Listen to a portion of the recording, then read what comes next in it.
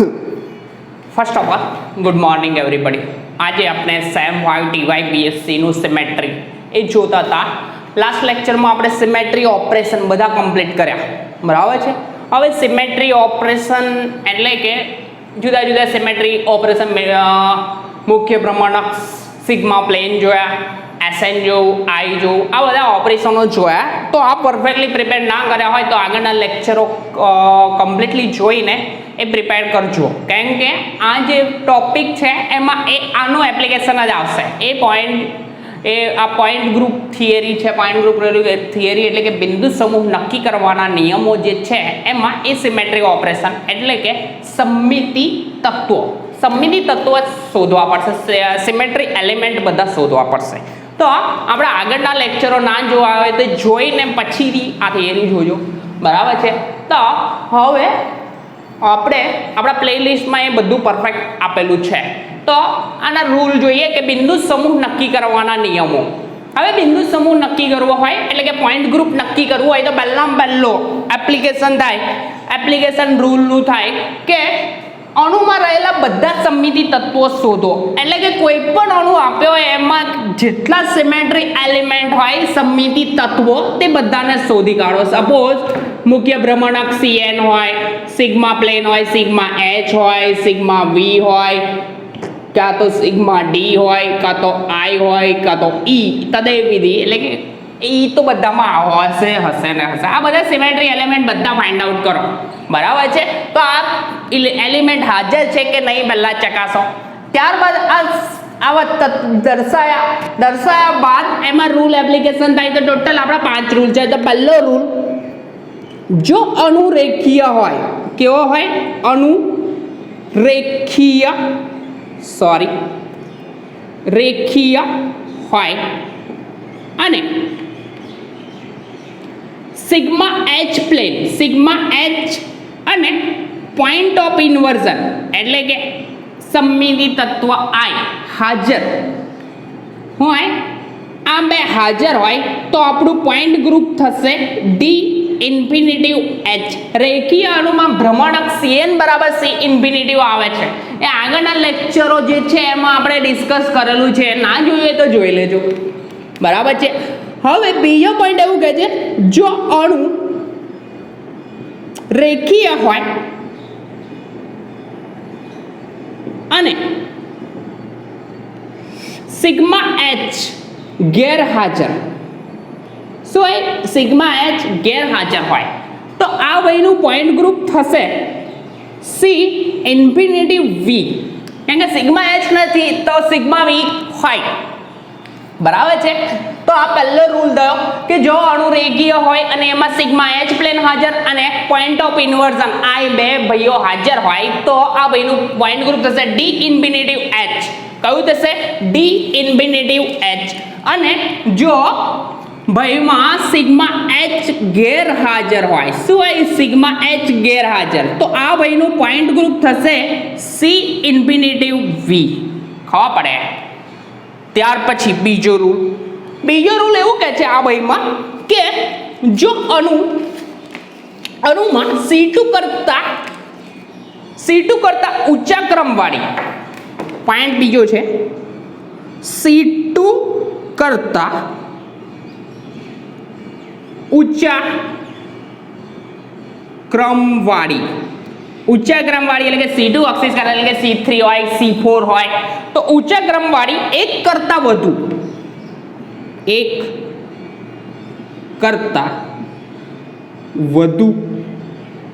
ભ્રમણ અક્ષ,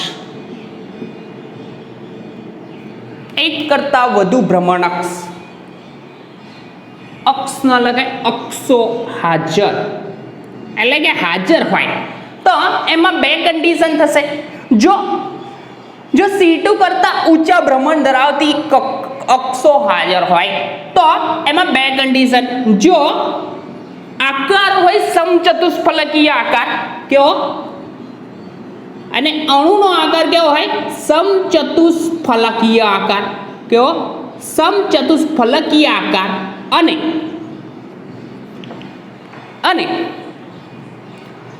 4C3 axis હાજર હોય. કેટલી? 4C3 અક્ષીસ કેટલી 4C3 હાજર હોય તો આ ભાઈનું પોઈન્ટ ગ્રુપ થશે TD. શું TD? TD tetrahedral. શું કહેવાશે આ ભાઈને? ટેટ્રાહેડ્રલ. એટલે કે આ ભાઈનું પોઈન્ટ ગ્રુપ થયું હશે TD સ્વરૂપે દર્શાવાશે. જો C2 કરતા ઊંચા ભ્રમણવાળી એક કરતા વધુ અક્ષીસો હાજર હોય તો બે કન્ડિશન. પહેલી કન્ડિશન કે આકારનો સમચતુષ્ફલકી હોય અને 4C3 અક્ષીસ હાજર હોય. કેટલી? 4C3 અક્ષીસ હાજર હોય તો આ ભાઈનો આકાર થશે કયો? TD tetrahedral. એટલે કે સમચતુષ્ફલકીય. પોઈન્ટ ગ્રુપ ભાઈનું કયું થશે? TD થશે. હવે આગળ જો આકાર અષ્ટફલકીય હોય, કયો હોય? અષ્ટફલકીય. અણુનો આકાર કેવો હોય? અષ્ટફલકીય. ખબર જ પડી જશે કે મોલેક્યુલનો આકાર અષ્ટફલકીય આપશે, એના પરથી ખબર પડે. અણુનો આકાર અષ્ટફલકીય આકાર હોય. અષ્ટફલકીય આકાર હોય ભાઈનો અને અને 3C4 અક્ષીસ હોય. કેટલી? C4 અક્ષીસ 3 હાજર હોય તો આ ભાઈનું પોઈન્ટ ગ્રુપ થશે ઓક્ટાહેડ્રલ અષ્ટફલકીય. OH વડે દર્શાવશે. એના વડે દર્શાવશે OH ઓક્ટાહેડ્રલ. તમે કરું છું માર્ક. આમ આ જે રૂલ લખાવું છે તે નોટ કરતા રહેજો, નોટ કરી લેજો, કેમ કે વારે વારે આ યુઝ થશે. બરાબર છે? તો આ એક સિમ્પલ પત્યું. એના પછી છે આપણો ભાઈ આગળ બીજો રૂલ પતે ત્રીજો રૂલ. ત્રીજો રૂલ તો ઇઝી રૂલ છે, એકદમ ઇઝી એટલે કે એકદમ સિમ્પલ છે. તો ત્રીજો રૂલ આ ભાઈનો કહે છે શું તે કે ત્રીજો રૂલ, જો યોગ્ય ભ્રમણાક્ષ, રૂલ નંબર 3, જો યોગ્ય ભ્રમણાક્ષ એક મોલેક્યુલ પણ ડિસ્કસ કરીશું. Cn બરાબર C1 હોય. કેટલી હોય? મુખ્ય ભ્રમણાક્ષ તરીકે યોગ્ય ભ્રમણાક્ષ વર્ડિંગ યુઝ કરીશું. જો મુખ્ય ભ્રમણાક્ષ Cn બરાબર C1 જ આવેલ હોય, Cn બરાબર C1 આવેલ હોય તો એમાં 3 કન્ડિશન છે.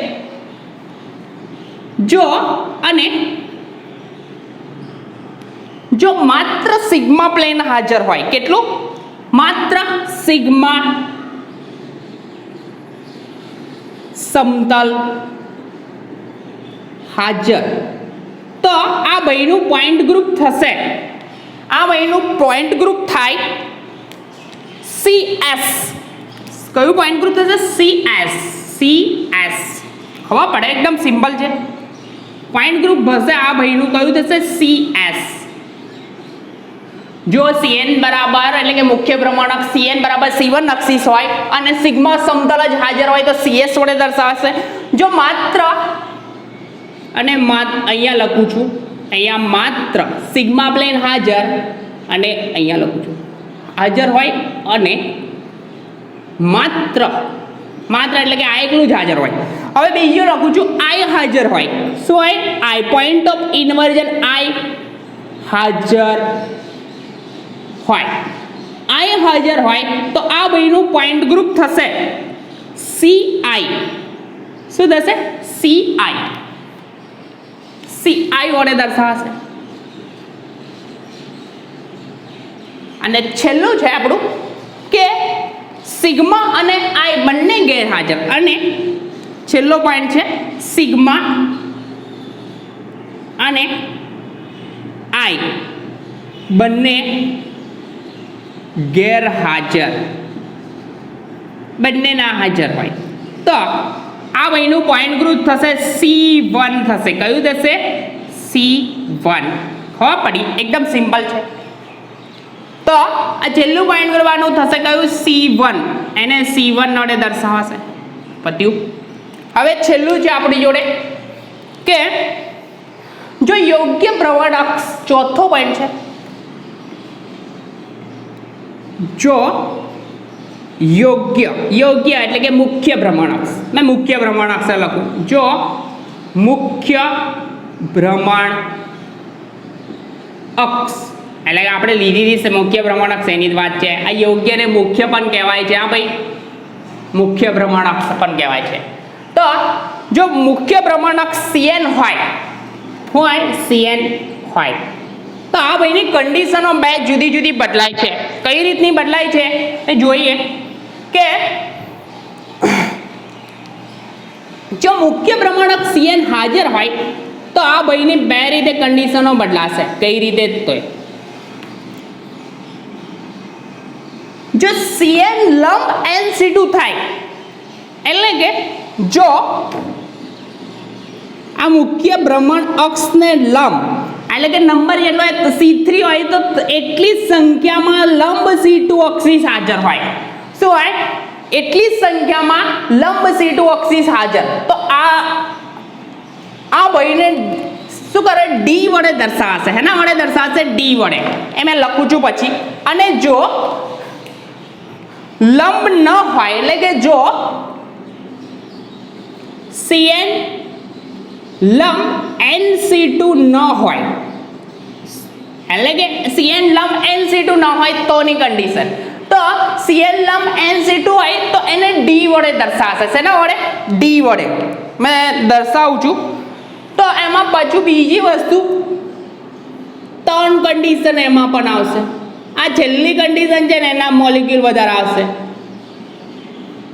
જો મુખ્ય ભ્રમણક CN હોય અને CN લંબ NC2 હોય એટલે કે આ બધાનું એની સંજ્ઞા કઈ આવશે D આ બધાને D વડે દર્શાવશે કોઈ પણ પાછળ આવશે એ કઈ રીતનું આવશે તે મેં લખું છું બધાને એના વડે દર્શાવશે D અને આની કન્ડિશન મેં લખું છું પછીથી આમાં બી ત્રણ કન્ડિશન રહેશે 3 શું 4 તો આ બધાને C વડે દર્શાવશે પોઈન્ટ ગ્રુપ કયું રહેશે C લંબ ન હોય તો C વડે અને લંબ હોય તો D વડે બરાબર છે એક જ સેકન્ડ અંદર દેખાય છે કે નહીં દેખાતું મેં જોઈ લઉં દેખાય છે કેમ કે કેમેરામાં એક જ સેકન્ડ મેં થોડું નીચે કરી લઉં છું હા હવે દેખાશે તો આ રીતે છે તો આ લંબ હોય NC2 CN લંબ NC2 એટલે કે મુખ્ય ભ્રમણ અક્ષને લંબ C2 અક્ષીસો હોય કેટલી સંખ્યામાં જેટલી સંખ્યા ભ્રમણ અક્ષનો ક્રમ 3 હોય તો 3 C2 લંબ હશે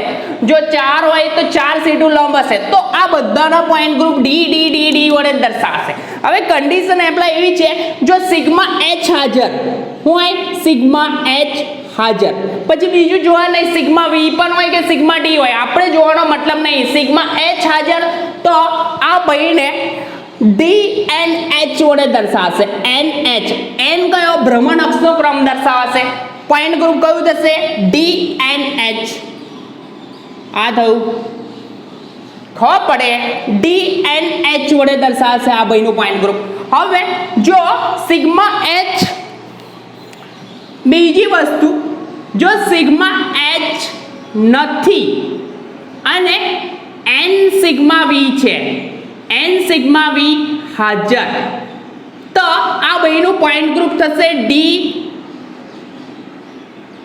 N V N એટલે કે આ જેટલી સંખ્યામાં મુખ્ય ભ્રમણ અક્ષનો ક્રમ હાજર હોય તો શું થશે સિગ્મા H નથી પરંતુ N સિગ્મા V હોય તો D N V વડે દર્શાવાશે બીજો પોઈન્ટ થયો આવે એને બીજી રીતે દર્શાવશું ત્યાર પછી સિગ્મા H નથી પરંતુ N સિગ્મા D હાજર આવા যদি થોડું લંબાવું છું સિગ્મા H નથી પરંતુ N સિગ્મા D હાજર હવે એને ભૂસું છું હમણાં તો સિગ્મા H નથી પણ સિગ્મા D પ્લેન હાજર છે સિગ્મા H હાજર નથી સિગ્મા H નથી એટલે કે હાજર નથી પરંતુ N સિગ્મા D હાજર તો આ ભાઈનું પોઈન્ટ ગ્રુપ કયું થશે ડી એન્ડ ડી કયું થશે ડી એન્ડ ડી બ્લેક થી દર્શાવી દઉં હવે એવું પણ બને કે સિગ્મા હાજર જ નથી આમાં ચોથો પોઈન્ટ બી લખી દઉં એક અહીંયા સિગ્મા હાજર નથી તો ખાલી આનું પોઈન્ટ ગ્રુપ આવશે ડીએન સિગ્મા હોય જ નહીં તો ડીએન એક જ સેકન્ડ મને દેખાય છે કે નથી દેખાતું મને જોઈ લેવા દો એકવાર ડીએન દેખાય છે હવે બીજી વસ્તુ જો સીએન લંબ NC2 નથી તો આમાં ત્રણ કન્ડિશન આવે એક સેકન્ડ હજુ મને પરફેક્ટ કરી લેવો તો યસ હવે વાંધો નહીં તો હવે છેલ્લું છે આમાં જો આ વસ્તુ હોય કે સીએન લંબ NC2 હોય સીએન લંબ NC2 હોય તો આને દર્શાવવાનું લંબ અક્ષિસ હોય મુખ્ય ભ્રમણ અક્ષને લંબ C2 અક્ષિસ હાજર તો આરા વડે દર્શાવશે હવે જો સિગ્મા H હાજર તો DNH પોઈન્ટ ગ્રુપ થશે જો સિગ્મા H નથી પરંતુ સિગ્મા E છે તો DNV વડે દર્શાવશે જો સિગ્મા H નથી અને સિગ્મા E તો હશે પરંતુ n સિગ્મા D હાજર તો D and D વડે દર્શાવાશે હવે એના પછીની વસ્તુ કે જો આ લંબ નથી આ CN લંબ નથી તો આના ત્રણ વસ્તુ બનશે ત્રણ વસ્તુ કઈ રીતે બનશે તે મેં થોડું નીચેથી દર્શાવું છું કેમ એનું રીઝન કે જગ્યા ઓછી છે મારા જોડે તો આ વસ્તુમાં એવું થશે જો સિગ્મા H હાજર શું થશે સિગ્મા H હાજર તો આવું થશે અને C વડે દર્શાવવાનું કે આ લંબ નથી ન હોય શું લખ્યું છે ન હોય તો C આ બી C આવશે આ બી C સિગ્મા H હાજર તો CNH પોઈન્ટ ગ્રુપ થશે કયું થશે CNH પોઈન્ટ ગ્રુપ લખ્યું એક સેકન્ડ CNH પોઈન્ટ ગ્રુપ ત્યાર પછી જો સિગ્મા H હાજર તો CNH પોઈન્ટ ગ્રુપ જો સિગ્મા H નથી પરંતુ n સિગ્મા V છે હવે અહીંયા એક ક્વેરી છે એટલે કેવું છે આ વસ્તુ છે ને આ પોઈન્ટ યાદ રાખવા જેવો નથી પણ એક આ જો સિગ્મા H નથી પણ n સિગ્મા D છે તો આનું પોઈન્ટ ગ્રુપ થશે D and D અને ત્રીજી વસ્તુ કે સિગ્મા જ નથી સિગ્મા એટલે કે કોઈ પણ પ્લેન નથી તો આનું પોઈન્ટ ગ્રુપ થશે DN ખાલી DN કયું થશે DN આ થયું કમ્પ્લીટ આટલું ત્રણ યાદ રાખવાનું એનું ચોથું છે ને તો ના યાદ રાખતા કેમ કે એ એપ્લિકેશન કેવું થશે આમાં એકલું જ થશે તો આમાં જો સિગ્મા H હાજર તો CNH હવે સિગ્મા V પણ હોય તો મતલબ નહીં પહેલું સિગ્મા H જ જોવાનું બીજામાં સિગ્મા H નથી પરંતુ n સિગ્મા V છે તો આ વયનું પોઈન્ટ ગ્રુપ આવશે CNV બરાબર અને છેલ્લો પોઈન્ટ એવું છે કે સિગ્મા જ નથી સિગ્મા નથી તો એક સેકન્ડ સિગ્મા નથી યાર પ્રોબ્લેમ થઈ ગયો છે આ કોર્નર પર આવી પ્લસ CN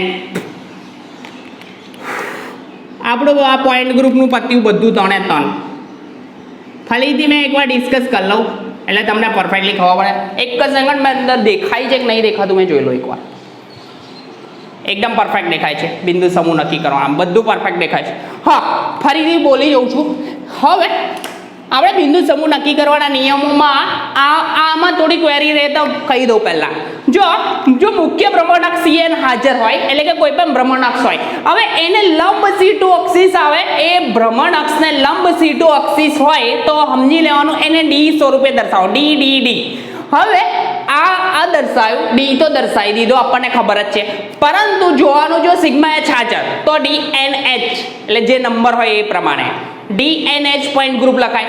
જો સિગ્મા H હાજર નથી તો સિગ્મા H હાજર નથી તો પછી જોવાનું D પ્લેન હાજર છે. જો D પ્લેન હાજર તો DND, અને D પ્લેન આ પ્લેન બી ના હાજર હોય તો કોઈ પણ પ્રકારનું પ્લેન ના હોય એવું બને. કદાચ સિગ્મા V હોય પણ એ આવે જ નહીં એવી વસ્તુ, પરંતુ સિગ્મા પ્લેન જ હાજર ના હોય તો DN વડે દર્શાવવાનું. ત્યાર પછી આ ભાઈ જો મુખ્ય ભ્રમણ અક્ષને જે ક્રમ હોય એટલી જ લંબ અક્ષિસ હાજર ન હોય તો આને દર્શાવવાનું આના વડે C વડે. શેના વડે? આ બાજુ C આવશે અને આ બાજુ આવશે આ સાઈડે લંબ અક્ષિસ હાજર, તો અહીંયા આવશે D પોઈન્ટ ગ્રુપમાં D ક્યારે આવે? જો બે કન્ડિશન છે અહીંયા દેખાશે જ. જો મુખ્ય ભ્રમણ અક્ષને લંબ NC2 આવે એટલે સમજી જવાનું કે D વડે દર્શાવાશે. શેના વડે? D વડે. અને જો મુખ્ય ભ્રમણ અક્ષને CN ને લંબ C2 એટલે કે આ NC2 ના હોય તો આનું આ NC2 ના હોય તો એને C વડે દર્શાવો. શેના વડે દર્શાવો? C વડે. તો ફરીથી એકવાર રૂલ કોપી ફટાફટ બોલી જાઉં. જો અણુમાં રહેલા બધા સિમેટ્રી ઓપરેશન એટલે કે સિમેટ્રી એલિમેન્ટ નક્કી કરો, એટલે કે સમમિતિ તત્વો શોધે. જો અણુ રેખીય હોય અને સિગ્મા H પ્લેન હાજર હોય. કયું પ્લેન? સિગ્મા H પ્લેન હાજર અને I હાજર, તો આનું પોઈન્ટ ગ્રુપ થશે D∞H. આ ભાઈ નોટ ડાઉન કરતા રહેજો, નોટ ડાઉન કરશો તો મજા આવશે. જો અણુ રેખીય હોય અને સિગ્મા H ગેરહાજર હોય તો C∞V પોઈન્ટ ગ્રુપ. કયું પોઈન્ટ ગ્રુપ થશે? આ બાજુ હવે દર્શાવાય છે તે બધા છે પોઈન્ટ, આ બધા પોઈન્ટ ગ્રુપ છે. આ બાજુ બી પોઈન્ટ ગ્રુપ છે. તો આ બોક્સમાં જે દર્શાવ્યા છે ને તે જ છે બધા, તો પોઈન્ટ ગ્રુપ છે. હવે રેખીય હોય અને સિગ્મા H અને I હાજર તો D∞H આવશે. જો રેખીય હોય અને સિગ્મા H ગેરહાજર તો C∞V. હવે બીજી વસ્તુ કે C2 કરતા ઊંચા ક્રમવાળી અક્ષો હાજર હોય, ઊંચા ક્રમવાળી અક્ષિસો હાજર હોય અને જો અણુનો આકાર કેવો હોય? સમચતુષ્ફલકીય. અણુનો આકાર સમચતુષ્ફલકીય હોય અને 4C3 અક્ષિસ હાજર, તો એનો પોઈન્ટ ગ્રુપ TD થાય. નક્કી છે TD, સમચતુષ્ફલકીય ટેટ્રાહેડ્રલ કહેવાશે. ત્યાર પછી અણુનો આકાર અષ્ટફલકીય હોય. એ ઉદાહરણો સિમ્પલ 2-4 છે, એવા પોઈન્ટ આ ઇઝીલી ખબર પડી જશે, પરંતુ એમાં જે દર્શાવવાની છે આપણે એલિમેન્ટ એ અઘરા પડશે. અષ્ટફલકીય આકાર હોય, આકાર કેવો હોય? અષ્ટફલકીય આકાર. અને C4 અક્ષિસ, 3 C4 અક્ષિસ હોય તો એનો આકાર કયો થશે? ઓક્ટાહેડ્રલ. ત્યાર પછી આગળ ત્રીજો પોઈન્ટ છે. ત્રીજો પોઈન્ટ એવું છે, જો મુખ્ય ભ્રમણ અક્ષ CN બરાબર C1 હોય એટલે કે 360 નું રોટેશન થતું હોય, પરંતુ જો સિગ્મા પ્લેન હાજર તો એનું પોઈન્ટ ગ્રુપ થશે CS. જો I હાજર હોય, બીજું કશું હાજર ના હોય, ભ્રમણાંક C1 હોય અને I હાજર તો CI, અને જો સિગ્મા અને I બંને ગેરહાજર તો C1. ખબર પડી? જો એક હાજર હશે તો એકલું સિગ્મા હાજર હશે, I નહીં હોય. ઉદાહરણ લઈશું એટલે ખબર પડશે. બરાબર. જો મુખ્ય ભ્રમણક CN હોય એટલે કે CN હોય એટલે કે 2 હોય, C2 હોય, C3 હોય, C4 હોય, C5 હોય, કોઈ પણ હોઈ શકે. બરાબર. તો એ મુખ્ય ભ્રમણ અક્ષને લંબ જેટલી સંખ્યામાં n સંખ્યા એટલે કે C3 હોય તો 3 C2 અક્ષિસ હાજર હશે તો એને D વડે દર્શાવવાનું. શેના વડે? પોઈન્ટ ગ્રુપમાં D જ આવે. લંબ હોય તો D આવે, અને લંબ અક્ષિસ એટલે કે C2 અક્ષિસ હાજર હોય તો લંબ જ આવશે જે હશે તેને, મુખ્ય ભ્રમણ અક્ષને. તો લંબ હોય તો D આવે. હવે D આવે એમાં જોવાનું, જો સિગ્મા પ્લેન હાજર તો D∞. પહેલું ઓબ્ઝર્વ કરો, સિગ્મા H પ્લેન છે તો D∞ આવશે. જો નથી તો સિગ્મા D છે તો DND. જો નથી તો આગળ જાઓ, નથી તો સિગ્મા હોય જ નહીં તો DN પોઈન્ટ ગ્રુપ આવશે. બરાબર છે. હવે આ બાજુ જો મુખ્ય ભ્રમણ અક્ષને લંબ NC2 અક્ષિસ હાજર ન હોય, મુખ્ય ભ્રમણ અક્ષને NC2 ભ્રમણ અક્ષિસ હાજર ન હોય તો એને આના વડે દર્શાવાય CCC. શેના વડે દર્શાવીશું આપણે? C વડે. આમાં D વડે જે રીતે દર્શાવતા હતા અહીંયા C વડે આવશે, અહીંયા D વડે આવશે. લંબ હોય તો D અને લંબ ન હોય તો C. જો સિગ્મા H હાજર તો CNH પોઈન્ટ ગ્રુપ આવશે. કયું આવશે? CNH. અને જો સિગ્મા H નથી અને જો જેટલી સંખ્યા હોય એટલે કે સિગ્મા વી પ્લેન હોય એટલે કે આ ક્રમ જેટલી વી પ્લેન આવશે વર્ટિકલ પ્લેન હાજર તો CNV પોઈન્ટ ગ્રુપ થશે અને સિગ્મા ન હોય તો કયું પોઈન્ટ ગ્રુપ થાય CN બરાબર છે તો આ થયા આપણા પોઈન્ટ ગ્રુપ માટેના પોઈન્ટ ગ્રુપ એટલે કે આના ક્વેશ્ચન આવે છે પેપરો લાસ્ટ યરના પેપરો ઓબ્ઝર્વ કરશું તો આનો ક્વેશ્ચન હશે અને આ જ સોલ્વ કરવાનું થશે બરાબર છે તો આ બહુ ઇમ્પોર્ટન્ટ છે અને એકદમ પરફેક્ટલી આ નિયમો લખી રાખજો તો જ ખબર પડશે કેમ કે આગળના મેં ચલાવીશ મોલેક્યુલ ચાલુ કરીશ તો પછી ઉપરથી જાય એવું ના થાય એટલા માટે આ પ્રિપેર એકદમ પરફેક્ટલી પ્રિપેર કરજો અનુરેખીય આ પોઈન્ટ નોટ ડાઉન કરજો નોટ ડાઉન એટલે કે નોટ ડાઉન કરશો આ દિમાગમાં હોવા જ જરૂરી છે જો નહીં હોય તો પોઈન્ટ ગ્રુપ તમે બિંદુ સમૂહ ફાઇન્ડ આઉટ કરતા બી ના આવડે એટલા માટે આ લખી રાખજો એકદમ એક મસ્ત પેજમાં ને પરફેક્ટલી પ્રિપેર કરી દેજો તો કાલે આપણે એક લેક્ચરમાં આપણે મોલેક્યુલ સોલ્વ કરીશું 3-4 મોલેક્યુલ તો ધીરે ધીરે આપણે સોલ્વ કરતા જઈશું અને આ પોઈન્ટ ગ્રુપ પરફેક્ટલી પ્રિપેર થશે બરાબર છે તો કન્ટિન્યુ રહેજો